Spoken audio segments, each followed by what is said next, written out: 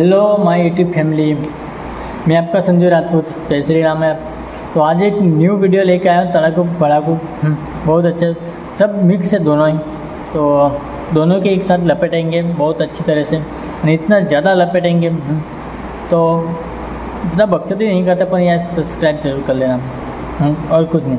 तो देखो वीडियो। आजमगढ़ में हिंदू राष्ट्र का झंडा लाइटिंग पोल पर लगाया गया, जो कि संविधान के धर्मनिरपेक्ष मूल्यों का उल्लंघन है। और जब इस अन्याय के खिलाफ हमारी बहन मुस्कान अम्बेडकर ने आवाज उठाई और उन्होंने ट्वीट करा, तो उनके ट्वीट करने के बाद उस झंडे को वहां से हटा लिया गया। लेकिन उसके बाद वहां के कुछ दलों के द्वारा हमारी बहन को फालतू नीले कबूतर की क्या बताऊं मैं। ये भोसरी के कभी खुद के नहीं हो रहे। जिस संविधान को वो मान रहे हैं ना, इन संविधान में से सिर्फ आरक्षण हट गया ना, तो वो संविधान को ये खुद ही गंदे नाले में फेंक देंगे। मैं खुद के लिख के देता हूँ, ये वीडियो भी ऐड करके रखना, क्योंकि ये नीले कबूतर सिर्फ आरक्षण के लिए भोगते हैं। संविधान करता है, ये सिर्फ आरक्षण के लिए करते हैं और कुछ नहीं। जिस दिन संविधान से आरक्षण हटाना, ये पहले लोग यही लोग हो गए जो संविधान को फेंकने के काम करेगी। ये लोग संविधान को कुछ ज़्यादा ही मान रहे हैं।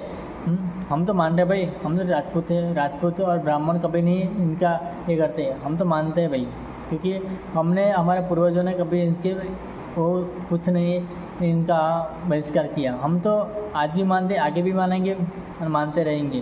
पर ये नीले कबूतर वो है कि जो आरक्षण के लिए सिर्फ मानते हैं। जब संविधान से सिर्फ आरक्षण हट गया ना, तो वो कभी नहीं मानेंगे। मैं लिख के देता हूँ। जो जय भीम करते हैं ना, वो बाद में वो नहीं बोलेंगे। खुद ही ऐसे लोग होंगे कि संविधान को भी फाड़ने का काम करेंगे, दूसरी मूर्तियों को भी तोड़ने का वो यही लोग काम करेंगे। आने वाले टाइम में देखना तो देख लेना। वीडियो उठाकर उसके ऊपर केस किया जा रहा है। और सबसे बड़ी बात यह है कि वहां की प्रशासन भी उन दलों का साथ दे रही है। लगातार प्रशासन के द्वारा हमारी बहन को परेशान किया जा रहा है। मैं वहां की प्रशासन से बस इतना ही कहना चाहता हूं कि निष्पक्ष जांच करके हमारी बहन को न्याय दिलाएं। जय भीम, जय संविधान। तुझे एक बात की पता होना चाहिए कि सब कुछ पुलिस की निगरानी में हो रहा। ऐसा नहीं है कि कोई भी आके एक सब कुछ मार के चला गया। ऐसा नहीं करते हम लोग। संविधान को बनाया ना इसमें, तो संविधान को मान के सब कुछ कर रहे हैं। तेरे जैसे आरक्षण पे नहीं पढ़ रहे हम लोग। तुम जैसे चुतिया लोग सिर्फ आरक्षण के लिए आप देश को भी बुरा बोल सकते हो, संविधान को भी बुरा बोल सकते हो।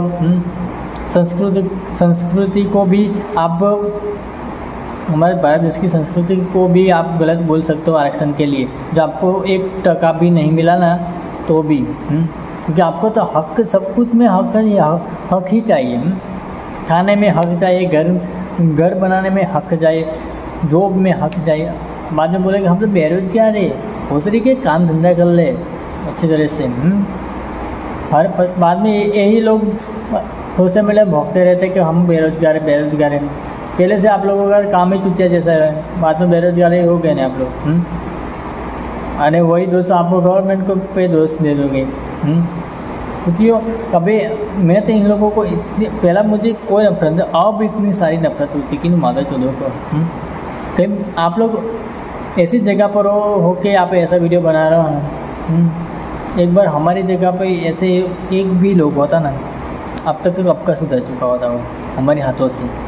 मुगलों ने कभी सोचा भी ना होगा कि उनसे बदला 400 साल बाद सिनेमा में लिया जाएगा, मूवी दिखा के। रवीश कुमार ने सही कहा था, ये दौर जो है ना गूगल का दौर है। इस गूगल के दौर में मुगल का चैप्टर किताब से हटाने से कोई फर्क नहीं पड़ता है, क्योंकि इससे इतिहास बदल नहीं जाता है। इतिहास 300 साल का इतिहास होता है बहन चौदह। हमारे सतयुग से इतने सारे राजा थे। 300 साल में 300 साल वाले को इतिहास बोलते हैं आप लोग।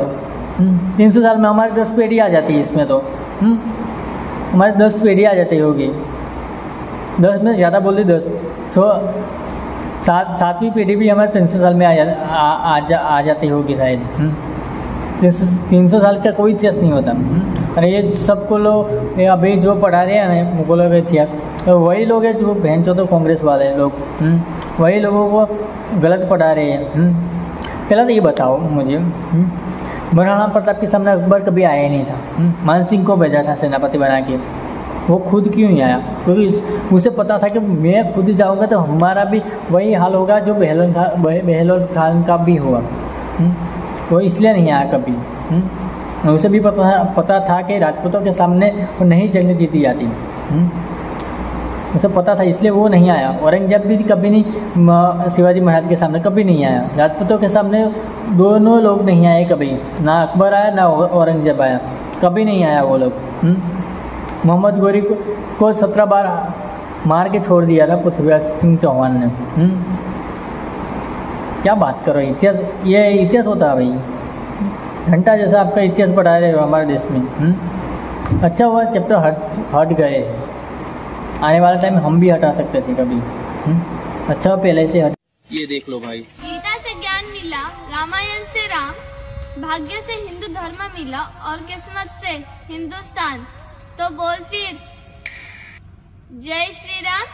ये है दुनिया की सच्चाई। एक बात मैडम भूल गई, बाबा साहब से संविधान मिला, जिसके बल पे जीते हैं सब। बोलो जय भीम, जय संविधान।